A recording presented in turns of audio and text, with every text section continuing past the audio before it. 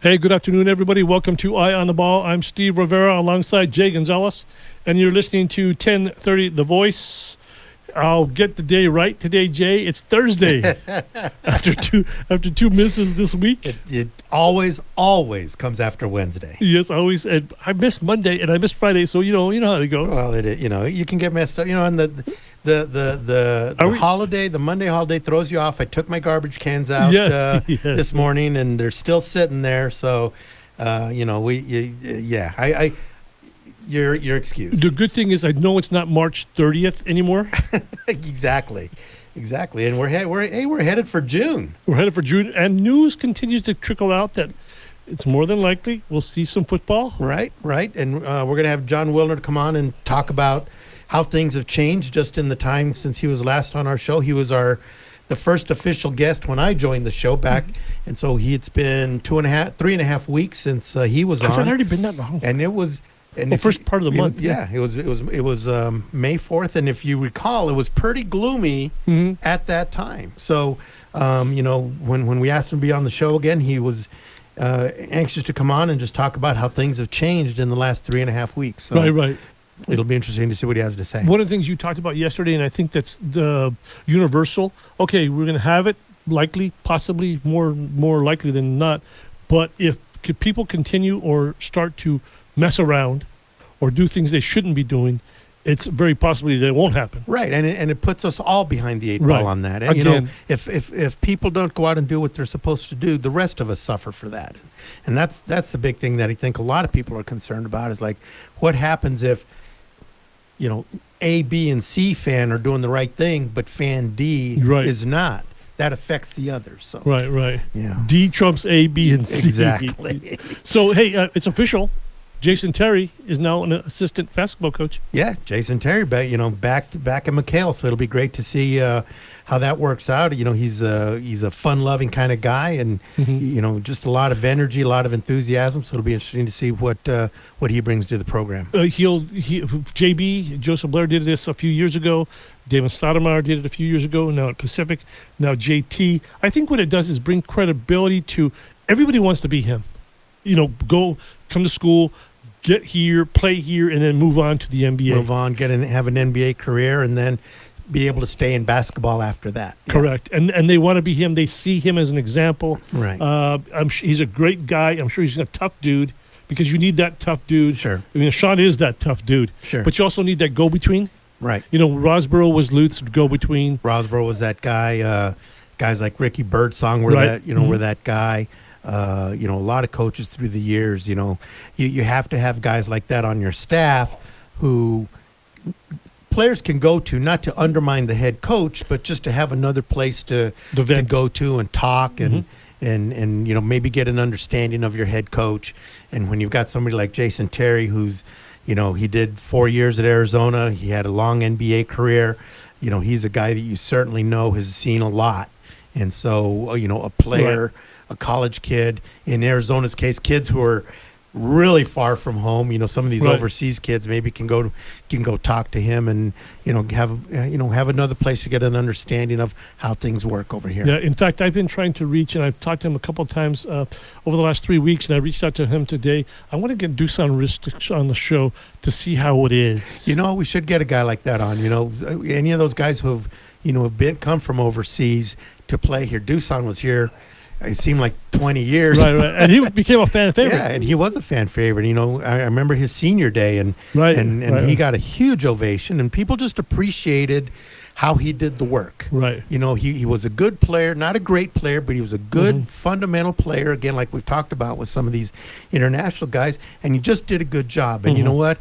From where I sat on at the scores table, you just thought, somebody throw him the ball, because if he gets the ball 6 feet from the bucket, he's going to score. Right. He had that little soft jumper. That little soft jumper that he made every time. One of the funniest things I've ever saw, because Sean was involved, when he had took that three-pointer and then shot, no, and he took it, and he says, no. And he was still upset because he took the three-pointer, but he made it. But and throughout his career, you never thought Dusan was going to make it in the NBA because he was a defensive liability. He was kind of slow. But he was just a good, solid player who'd come in and give you some good minutes. And a good bench guy. Right, and a really good bench guy. And you knew, I don't know what his career has been afterwards, playing overseas or whatever, but you know that he could make a career for himself overseas and go back home and and make some money and have a good career. He was a very good player, very good fundamental player, and somebody that you like to watch play. Yeah, so I'm trying to get him. He's overseas now, and he has WhatsApp. We can't get to WhatsApp, but so it's we need a phone and all that stuff. So we'll see if we can get that. He wants to come on. He's told me he wants to come on. Maybe when he comes back to the States. Yeah, if we can get him back here, that'd be great to have him on. But I'd love to get a perspective from an international player that's been at Arizona. Yeah. To see what kind of things that they run into and that they face. We'll have to get either him or Markkinen. How about DeAndre Ayton? No, he might be a little hard to get. So there's that. A lot of things going on. Did you see that the Major League Baseball might be starting in July, but the minor league system is kind of like boom. Yeah, that's too bad. I did see, we reported earlier how Oakland said they weren't going to pay their players anymore. And then Seattle came out and said that they were going to pay their players. So at least those guys will, have something coming in. But it's unfortunate. You know what? And there's just a lot of that. And there's some things that you just can't help, you know. I mean, I lost my job at the Sugar Skulls, and there was nothing we could do about that. Right. I mean, I completely understood what was going on, and I don't, I don't blame, the owners for what happened there. It's just that's just the way it is. The way it is with what we're going through, and there's people like that all over the place. So I want to give you some good news. You could stop working out. I'm going to stop working out purposely. There's no Boston Marathon. I'm going to stop. I was going hard. I was up to running, to the refrigerator, 300 or 400 yards. So I had the 0.2 of the 26.2. I had that down, but that's unfortunate. 124 straight years they've run that marathon through a couple of world wars and all kinds of other things. They said it usually, recent years, been drawing 30,000 runners. Our friend John Wilner, who's going to be on today, he's running that, and I know a lot of other people who have run in that. So that's, again, just another casualty of what we're going through right now. Yeah, no question, and they'll probably continue. We're hoping baseball shows up, basketball, maybe. Yeah, we don't know. They're still trying to wrangle it out in baseball. I don't know what's going to happen there. The divide between the owners and the players there is so bad. It'll be unfortunate if they figure out a way to do it, but then don't because of money. And then Tom over there, hoping that hockey comes by. Do you really care? Yeah, of course I care. Did you watch? Yeah, I will definitely watch. You're the guy. Yes. I am that guy. I mean, that's my sport, Yeah. So, if it comes back, I'm 100% watching. But like I say, I'm watching German soccer right now in the morning. Right. Are you still watching Korean baseball? I've given up on the Korean baseball because I got to spend today watching the 1988 Dodgers World Series. It's been on MLB Network all day. I had a fun day today. Who wins that, by the way? Yeah. It's Oral Hershiser won it almost all by himself. So that's been fun. Good but Tom, I want to let you know, even I'm going to watch the hockey. I am a playoff hockey watcher. Okay. But I don't watch it otherwise. And I'll watch a Game 7 of anything. Okay. I'll watch a Game 7 of anything, in whether it's playoff hockey, NBA, women's basketball, Major League Baseball. I love playoff sports. So I take it you don't watch. Do you watch regular season NBA? I do. I watch some of that. Some me too. In order so that I can have a conversation with my kid. Yeah. We'll have nothing to talk about if I don't watch the NBA. So I watch more NBA now than I used to, but I definitely watch NBA playoffs. I watch hockey playoffs. So it's I mean, I'd love to see the hockey. So we got John Wilner coming in for maybe a half hour, and then we'll talk more about Vegas is going to open. Yes, it is, but it's going to be different. Like everything else. That's going to be different too. I've got a stake in how that's going to look because I take a trip there every fall that I'm looking forward to. Let's take a quick break, get a hold of John Wilner, and come back here on 1030 The Voice. Hey, welcome back to Why in the Ball here on 1030 The Voice. I'm Steve Rivera alongside Jay Gonzales. And now on the phone we have the San Jose Mercury News sports writer, John Wilner. John, how the heck are you? You guys are still on the air together, huh? No one's caught on yet. No. Well, first of all, we haven't had to be separated from anything because we're already separated. I think Steve and I see eye to eye on a lot of stuff. We've had a few things to talk about, but it's not. I think people are listening. So you know what, John? It's because we started all of this with you as our first guest when we came together on the show. You set the tone for our show. Well, yeah, and I got off the air, and I bet the under on 10 days. Do no refunds. We have a no refund policy. Exactly. So, John, I got to ask you: have you stopped your training for the Boston Marathon now that it's off, or because I know you ran it a while back, right?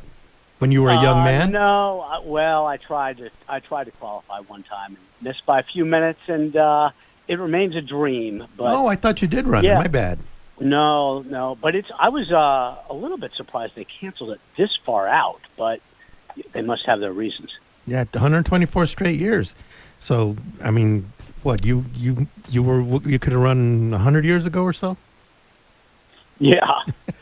I'd like to do it someday. It's on my bucket list, but those qualifying times are tough till you get to be about 65 years old. Well, I was going to say, John, if you couldn't make it, how many years ago that you tried? You're getting old.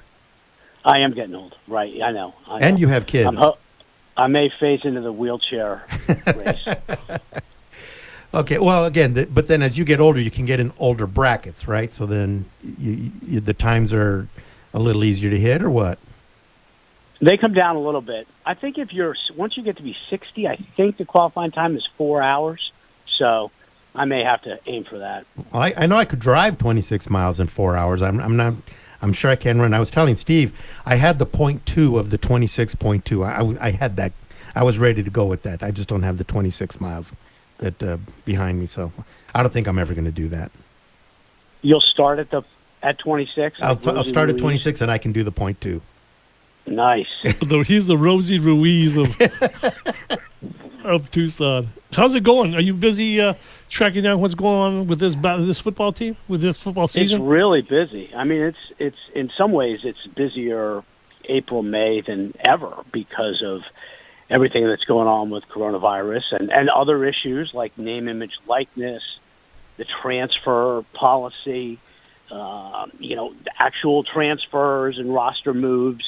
UCLA just hired an athletic director. I mean, it's been incredibly busy and is going to we may see a little bit of a slowdown here now that everybody's kind of figured out when they're bringing their players back. And it may slow down until we get to late June when they're going to have to decide about training camp. If you could, real quick, ahead. just before we get to the Pac-12, which you do a very good job of, you covered Arizona basketball here for a number of years before you moved on. What are your thoughts on Jason Terry joining the staff here? When I originally heard about it, I was like, oh, so Sean Miller's hiring his successor eventually. But, I don't think so. He certainly doesn't have any coaching experience. I didn't realize he was still playing until, 2 years ago? Yeah, a couple of years ago. Mm-hmm. Amazing. I mean, one of the program's best players of all time for sure. His senior year, he was on the short list of best seasons, I would think, by an Arizona player. So no, it's good. You got to have that. You need to kind of have the old guard on board, right? And that helps on so many fronts with any program, and this is a good way for them to do it. So, I forgot what I was going to ask you. We were going to go on COVID stuff. Oh, so last time you were on, it was pretty gloomy for for whether or not there was going to be football. Now, to me, it's apparent there is going to be football in some form or another. What do you think have been the major developments, major things that have happened to get us to where, it looks like something's going to happen? Well, I mean, I think there was a couple of things in the last, 2-3 weeks really kind of moved things forward. One was that a lot of the presidents, including Robert Robbins, have come out and said, we are planning on opening campus and having students on campus in the fall. And that was the first domino that's got to fall for the Pac-12, is that they have to have a campus safe enough for students so that they can have, a locker room that's safe enough for athletes. So once the president started saying, we're planning on opening and here's our plan, that kind of got things moving. I think that just learning more about the virus has helped. Things like, transmission on surfaces or outdoor transmission. There's such few instances of outdoor transmission. I think that's kind of helped to, it's been encouraging. And then they had to make a decision about whether players were going to come back in June for for voluntary workouts, right? I mean, you get to late May and you want to have your players back, you gotta make a decision, right? So this was really the first benchmark that we've reached. Late May, decide to open up your weight rooms for your players because gyms are opening all over the West. That's the other thing I should mention, right? The economies are kind of coming back to life, and if a gym is open down the street from campus, why wouldn't you open your weight room? It's a more controlled environment for the athletes, for sure. Let me ask you this. I asked Yogi Roth this last week. You're a father. I think it's your son, correct? You have a son who's younger. But if he was playing football and he was a freshman or sophomore in college, how would you feel him playing? Well, that's if I was okay with him playing because of all the other problems. I mean, right? I mean, seriously. True. Yes. Head trauma is a whole different discussion about whether you should play football. But right now, if I had a son and I was okay with him playing in the first place, I would take a wait and see attitude. I would be okay with him going back to campus to work out in the weight room because it's going to be a super controlled environment, small groups, everything's going to be sanitized. You're going to have temperature checks at the door. Meals are going to be in bags. They're going to be incredibly careful here for this first stretch. And then they're going to see where things stand. And if it works out, then they're going to make a decision on training camp. And if I were a parent, I'd say, you know what, I'm okay right now. Let's see how things go through June, and then we'll make a decision on whether we want to be involved in a training camp situation. I saw Arizona's provost was talking about this the other day, right? The rate of serious condition for COVID in the college age group demographic is very, very small, and that's part of the reason why the schools are opening up. They're looking at economic devastation, and they're seeing that very few college age kids are getting serious instances of COVID. And they figure if we can protect the faculty, if we can protect the coaches, if we can protect the officials, we might be able to play football. Geez, John, it sounds like you were at the President Robbins news conference yesterday, because those were exactly some of the things that they talked about. Their reentry task force held a news conference yesterday that I was at, and those are exactly the things that they talked about. First of all, the provost did bring that up again about the low lower instances of COVID for that age group. Serious complications. Right. Serious. Yeah. And then, but one of the things that President Robbins did say and did talk about was that while they have every intention of having the students on campus and are planning on having the students on campus and preparing for that, they haven't actually made the final decision that they will be on campus because they still don't have the reentry plan put together, which is what they're doing right now.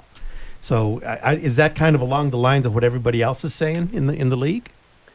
Well, yeah. I mean, everybody is planning on it, right? I mean, it's not necessarily definitive because nobody knows what's going to happen. But I've counted, I want to say either 9 or 10 of the schools have said for sure we're going to have, we are planning on having students on campus. Now, it's not going to be the same deal, right? It's going to be, right. In a lot of places, it's going to be this hybrid mode where part of the learning, part of the instruction is online and part of it's in the classrooms.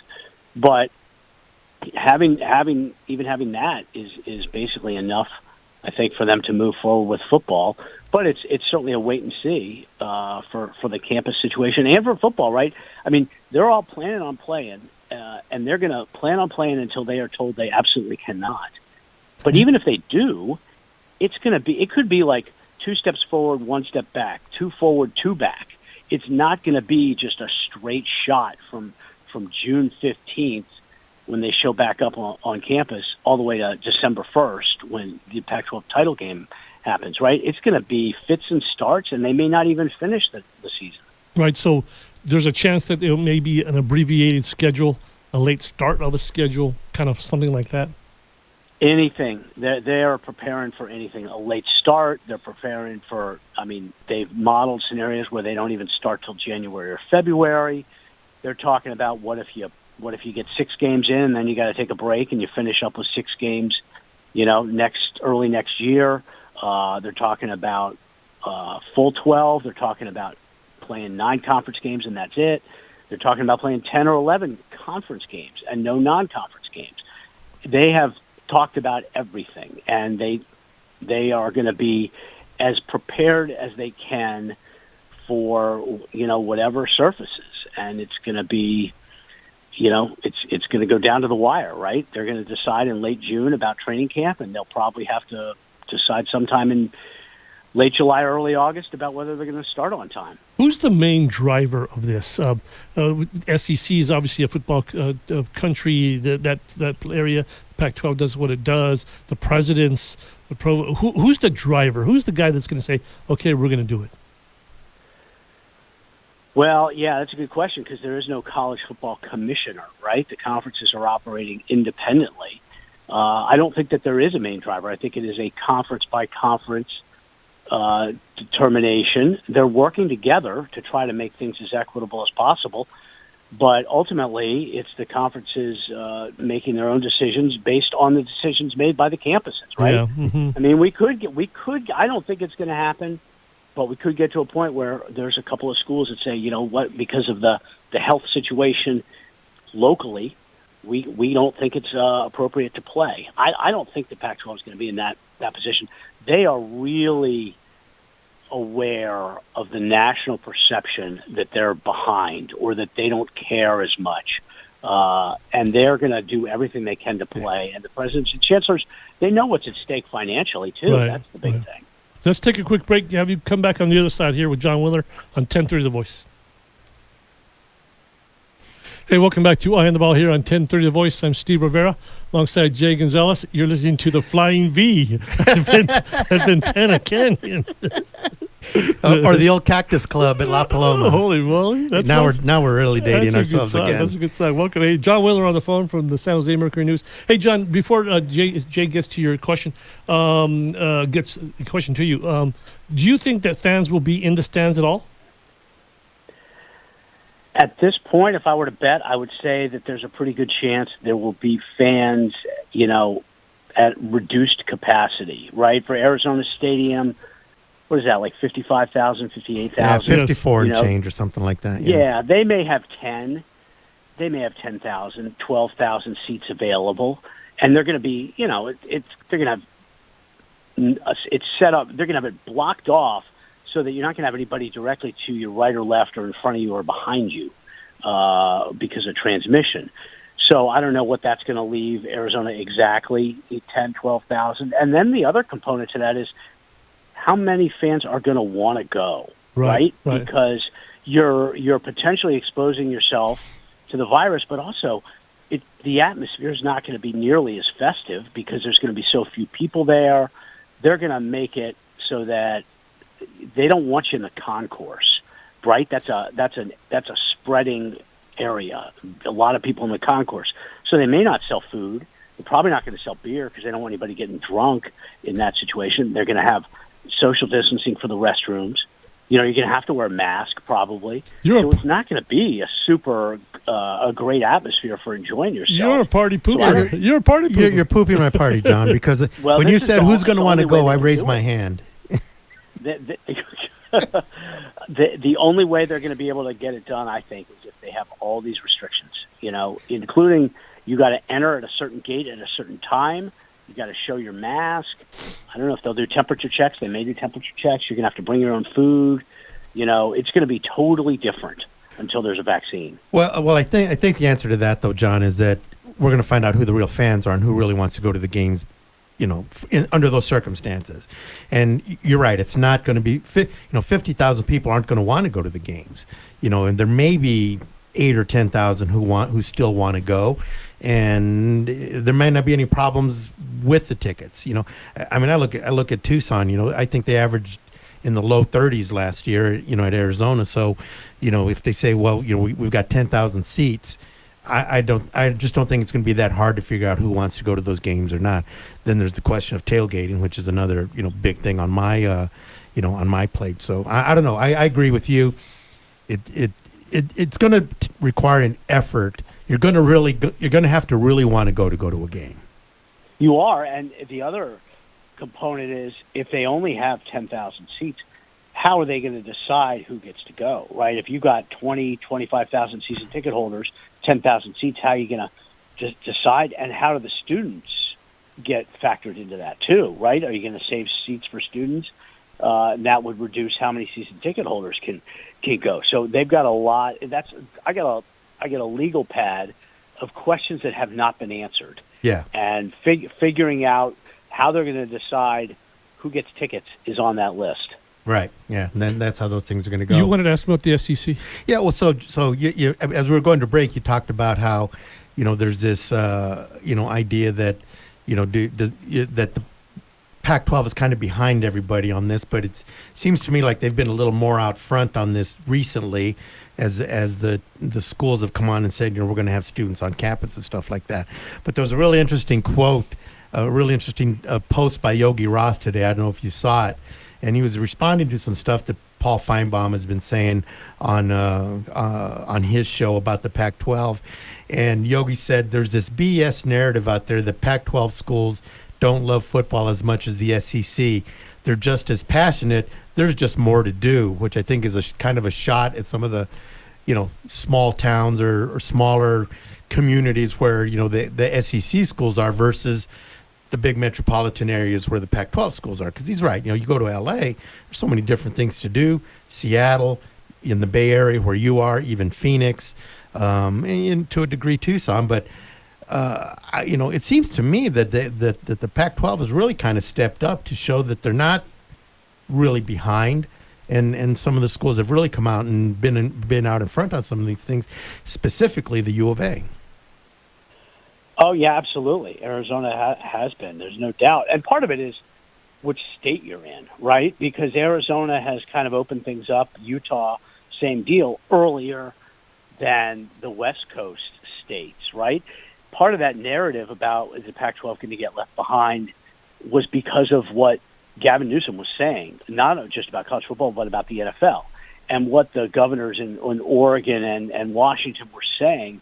And so people took that to mean, the Pac-12 schools are just not going to be allowed to play this year, when in fact, if you were just judging it based on what the schools were saying, the presidents and the chancellors, Larry Scott, athletic directors, they have had every intention of playing all along, but that kind of got drowned out by the narrative that the governors weren't going to open the states.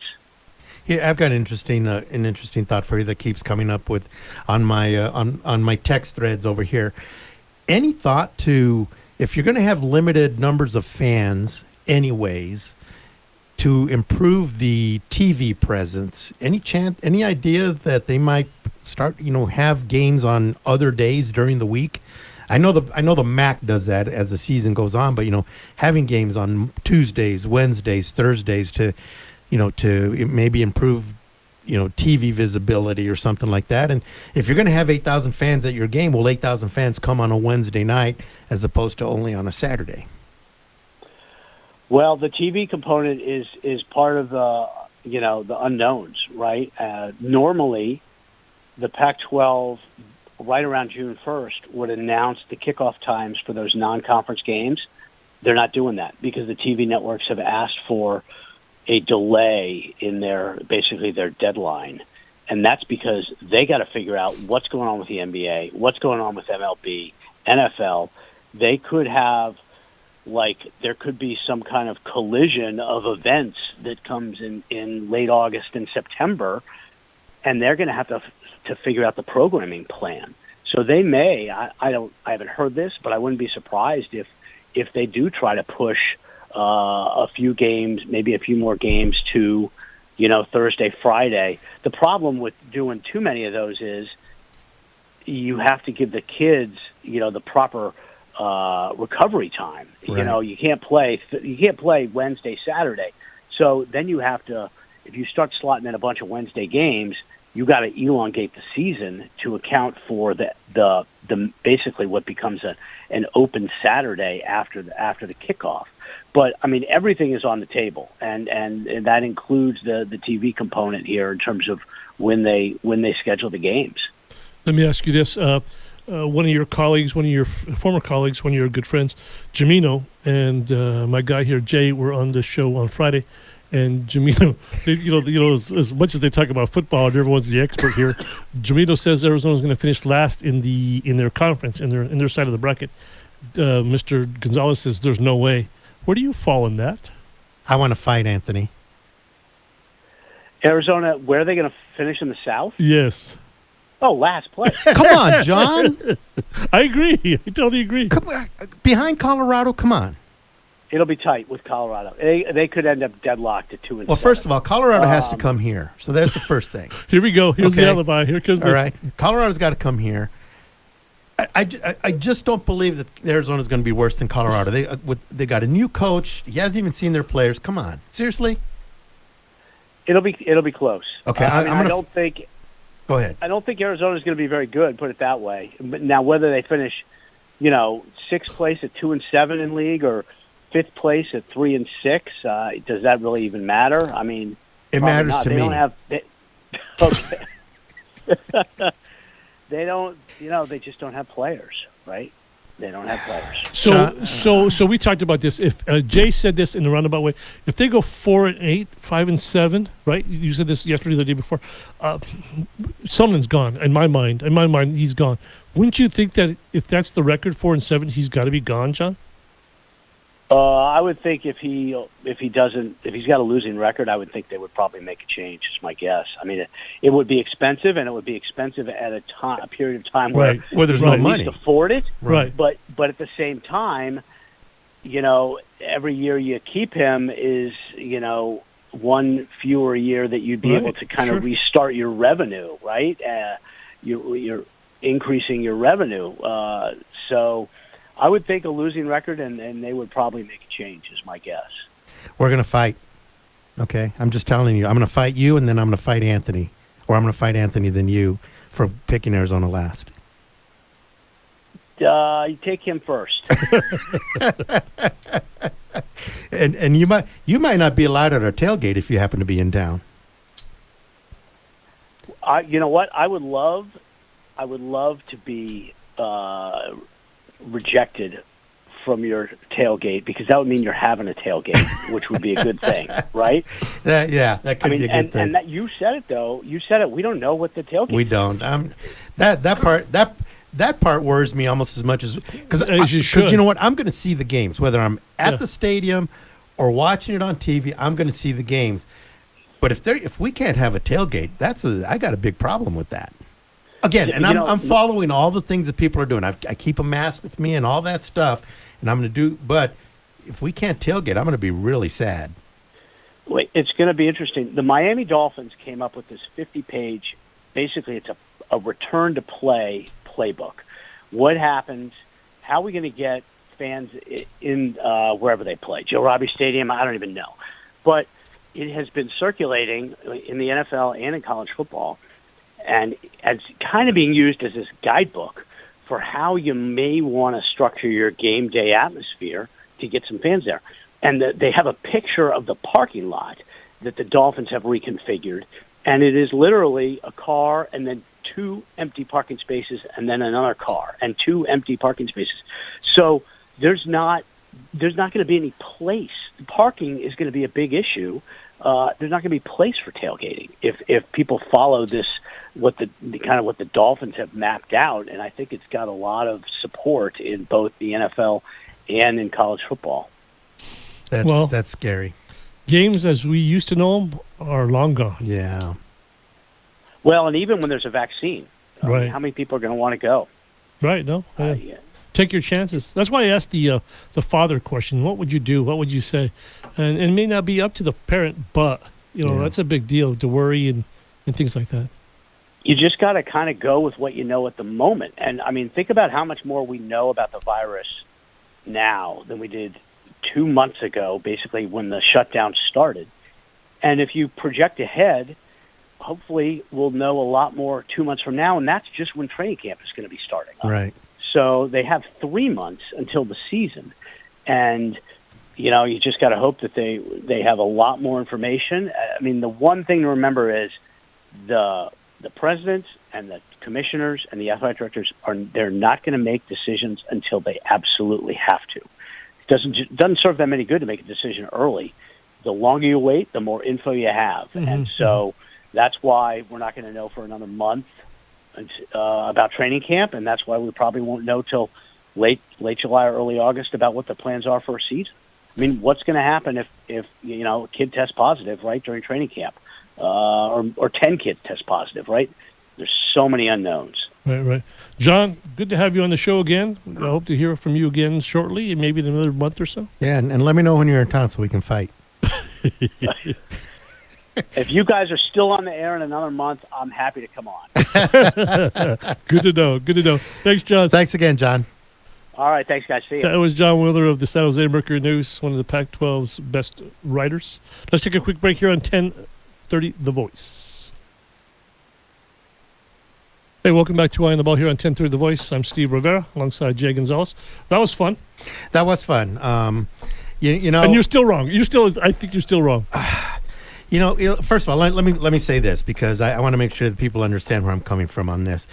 I was as big a U of A fan as anybody could possibly be, and then I started covering the team for the Arizona Daily Star, and I was immediately able to become a very impartial person as it related to coverage because I was a journalist first and a fan second. So I know that there were a lot of people who questioned whether or not it could be impartial as I covered the team, and I think if people who took a look at my stuff felt I was for the couple of years that I covered the team, and then I went back to being a fan, and I am a fan, and I'm still a fan. And here, and sitting behind the microphone, I'm trying to be somewhat impartial, but I'm still going to be a fan because it's fun. It's more fun to be a fan and be able to challenge Anthony Gimino and John Wheeler to a fight over what they're saying about the Wildcats.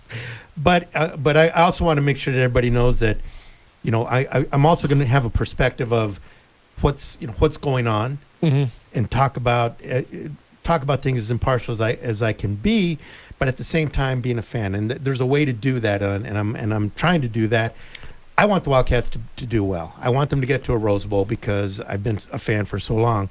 But on the other hand, if they're not very good, I'm going to say they're not very good. And if there's problems with the program, I'm going to say there's problems with the program. So I think people should know that. So having said that, we're going to fight. I'm going to fight those guys because I just don't believe that you can sit here and say that Colorado, and I'm only picking on Colorado, and Anthony thought it was really funny that the argument was whether they're going to finish 5th or 6th. Right, and John right. basically said the same thing, and I agree with that. But, I just have a problem with people saying that Colorado's going to be better than Arizona next year. Your thinking, I agree with. New coach, little resources, or he hasn't seen his team yet, hasn't been under the gun with them yet.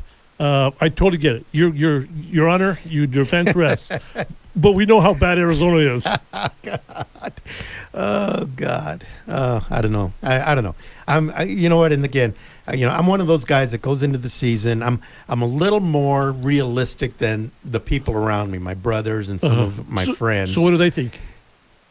They think they're going to be better than everybody's saying, but we always think that. You know? True. I mean, my oldest brother Rick thought had Rich Rod not been fired that year that 3 years ago, 3 years ago, that Arizona would have gone 10-2 the next year with Khalil Tate. Actually, would have gone 10-2 the next 2 years. So that's where he comes from. Okay. So that's the level of enthusiasm and blindness that I'm dealing with. I'm much more realistic, but on the other hand, I just think, first of all, like I've said before, Arizona's got a returning quarterback, and that's so important. And Colorado doesn't even have that, and they've got a new coach and all these things. So Colorado's the one I'm picking on. Totally get it, and I agree with you. I totally agree with you. I just think in this instance. Okay, as we said the other day, we're going to go over the schedule. Oh yeah, we have to do that. We're going to go over the schedule. The first 6 games are critical because I think if Arizona wins 3 or 4 of those, they're going to hit the over on the 4.5 games that Vegas is saying that they're going to win. Yeah. So I think that's where we are. We'll do that next week. Well, we have a lot of things going on next week. We have a pretty good guest next week. Next Thursday, we'll talk about that later. next week about it. Good for this. What you wanted to bring up some of the conversations that he. Well, I thought some of the things that John was saying was really interesting. And again, it's this whole idea that the Pac-12 is kind of behind all the other schools in terms of. Again, how much the Pac-12 cares about football enough to get it going, and John did agree that the Pac-12 has kind of gotten out there in front, and I think a big part of that has been what's been going on here at Arizona, because you've got Dr. Robbins, who, Arizona's in the fortunate position of having a president who's also a doctor, so he understands some of this stuff more than, say, a president of the university who's been a business person or an educator all his life or whatever it is. I had a chance to talk to him yesterday, and he did acknowledge that he thinks that that's been important for the U of A and what it's doing to kind of be out there in front on all of this stuff, because he understands it. He pointed out to me that he says, I'm a heart doctor. So when I cut somebody into somebody's chest and work on their heart, part of what I do with them is the aftercare, which a lot of it has to do with, disease control and viruses and all those things. And it's a big part of what he does. So he understands it. So he can be in a room and he doesn't have to be educated on all the things that matter as it relates to COVID. He understands it. And in fact, he can help direct a lot of that. And he's doing that. So Arizona's been very fortunate to have a president who understands all this more than the next president. No question. It's funny how he talked about maybe 10,000, 12,000 in this stadium. Yeah. Typically, on a good day, it was 30,000 last year. We know that. Right. I was thinking 25,000, even on a good season without this going on. Right. If they're not any good, Tucson, they're not going to show up and they'll abandon ship real quick. Well, the worst, the really bad thing that happened to Arizona last year, and it affected their attendance the rest of the year, was losing the opener to Hawaii. Yes, no question. If Arizona question. wins that game, they're probably getting 5,000 more fans at least per game. I agree. People bailed the minute they lost that Hawaii game, and that's the Tucson fan. That's the Arizona fan. Yeah, they do that. No question. You've seen it all your life. They do that. I've seen it all my life. You lose a game, they're gone. And I mean, I was pretty pissed off when they lost that game too. Yeah. Of course, I went to the games, but there were a lot of people that I knew that were reliable fans who were going to games no matter what, and then didn't go. There were some people that I know who won't miss a game who didn't go to the opener because they lost to Hawaii. Yeah. And those are our fans, and that's who we are. And if Arizona comes off and loses to Hawaii at home again, forget it. Let me ask you something, because you go to games all the time. Is there a sweet spot? We're in Tucson, it's hot. Is there a sweet spot time-wise? Because they say it's too early at 9 in the morning, and too late at 8 o'clock at night. Is there a sweet spot? I think it's about 6 or 6:30. But the TV, that's not a TV slot. Right. That's not a slot. There was way back in the 80s. They started having 6:30 games, 6 o'clock and 6:30, which was, so you're not getting home at midnight and stuff like that. Right. So to me, it's even a 5 o'clock game, because what you need is for most of the fans to be in the shade, at the start of a game. I called out the fans last year because there was I can't remember what game it was, but people were complaining the games are too late. Right. Have them earlier in the day. So there was a 1 o'clock game or a 1:30 game. It was Oregon State, I think. It was at home, right? It was a home game. It was a 1:30 game, and the place was empty because it was too hot. Right. And I'm like, okay, you got what you wanted. Where are you? Right. So right. I was at that game. I said the same thing. I think it's in the 5 o'clock, 5:30, 6 o'clock time frame for Arizona. But like you said, there's not a time slot. There's one 5 o'clock game that the Pac-12 has, but it's Fox's. It's generally Fox's top game. Yeah. And we're never that. Arizona's never that game, or hasn't been that game. Hadn't been good enough to be in that game for a long time. Right. I think the last one I can remember was that when game day was here for the UCLA game, and Arizona was out of that game in the first quarter. That would have been the last time they were actually had a chance. That was the Baffert game. Right. So I think that, but I think that's the time frame. I guess because you're right. It's the sunset about maybe. Right, Well, right. it's about 3 hours later. With the way the stadium sits, the sun can get behind the west side. Yeah. The people on the east side, except for the people on the very top of the upper deck, can be in the shade, and that's what they're looking for. And what they need is to win. And then they need to win. Again, Arizona has shown that if you win, they'll be there. Yeah. I mean, I just remember the Iowa game in the Stoops years. Yeah. And I don't know where all these people came from, but there were people in seats that didn't have seats. They rushed the court. We were rushed the field. We were so squeezed together in our seats. Yeah. And I'm like, I know those people down the row don't have those seats. So yeah, they'll be there. Again, in the end, if you win, they'll be there. If they win, they will come. Yes, yes. A good show today. Very good show. I thought John was great. Gave us a lot of information, and we'll keep calling on him because this thing's going to keep changing. And we could all stop running for the marathon this year. But we are going to fight. Yeah, probably. Good show, Jay. Thanks everybody. Thanks, Tom. Tom, thanks a bunch. We'll see you next week, Tom. Yes, I'm on to my weekend. You guys have one more. Lucky. Okay, thanks, Jay. We'll see you tomorrow. All right, we'll be here. Great. Thanks everybody for listening here on 1030 The Voice.